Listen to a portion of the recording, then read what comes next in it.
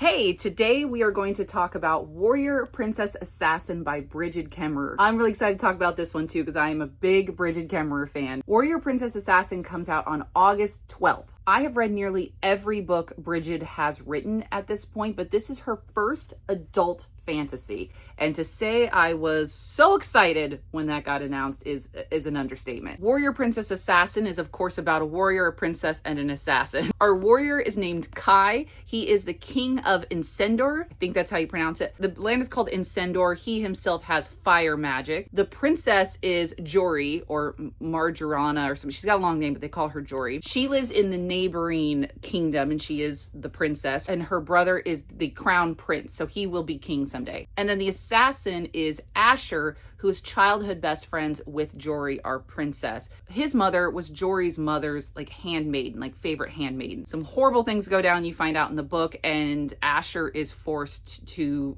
go out of the castle and then eventually becomes an assassin. Basic plot. Jory's home country and Kai's home country have a tentative alliance right now. Both of their countries are being attacked by a third nation called the Dragus. It's Dragon, Dragus. Anyway, I should have written this down before I started. So in order to sort of protect their borders from this third land, they decide to have an alliance. In Sindar, Kai's country have a very famous army. He is a very powerful king. They can militarily protect Jory's country. But the problem with Incendar is that they are having crop problems and weather problems. They're getting no rain. Their crops are dying. Their people are starting to starve. But Jory's country, while doesn't have a very big military, they do have weather magic. So her father can control the weather and can make it rain. So they're very prosperous in terms of their crops, their food, and all of that kind of stuff. So they make an alliance to help each other. Military might versus food might. And together they will protect their borders from the other nation. To secure this alliance, they want to marry Kai with Jory. But of course, Kai has a horrible reputation as this evil king, and Jory is sort of very naive, has been kept in the castle her entire life, doesn't really know what's going on outside of her four walls. Asher, the assassin and her childhood best friend, comes to warn her that the Assassin's Guild, or the Hunters Guild, has basically gotten orders to kill both Kai and Jory. Now, he wants to protect Jory. He doesn't give two shits about Kai, but he wants to protect Jory. Basically, he tries to rescue her, and this sets off a whole thing that then happens for the rest of the book. What I didn't know before I went into this book is that this is a polyamorous book, meaning that all three of our warrior princess assassin are into each other, which personally I'm a big fan of. I feel like we get a lot of books that are why choose. We don't get a lot of books that are polyamory, and I am on board with it. I was really curious to see how that worked out for Brigid's first adult fantasy, because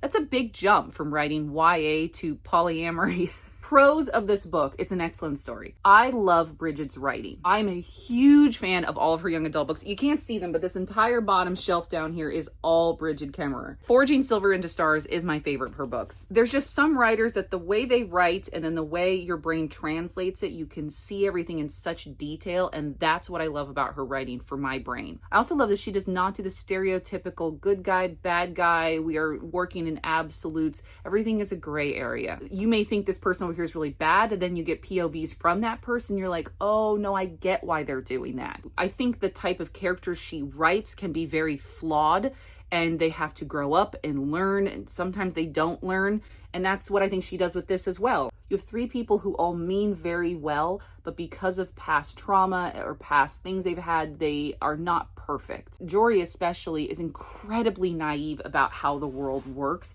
and because of that, she says a lot of dumb things that they have to sort of correct her on. She learns a lot through this book. Asher has insane amounts of trauma. In fact, please check your trigger warnings on that. But there's a lot of awful things mentioned that have happened to Asher in his life, and he has to let go of a lot of his anger that he's holding on to. The other plus this book is it's quite short. This story clips. Now, this is not a standalone. This will be a series eventually. I'm guessing 3 books. She usually does trilogies, but I mean, I could have read this book in a day because it just read really fast for me. The storyline I loved. Now, the relationship between the 3 of them, again, because it's a polyamory book, I feel like we were lacking a little in that department. I think this book needed about another 75 pages just of their their character development, specifically their character development with each other. I understand who they are as individuals, but for them to all sort of be in this relationship together, it went by a little fast for me. And I do feel like maybe there was a little pressure from the publishing company to put that into book 1, because I easily could have seen Brigid write this and not have any amount of spice, maybe except some kissing,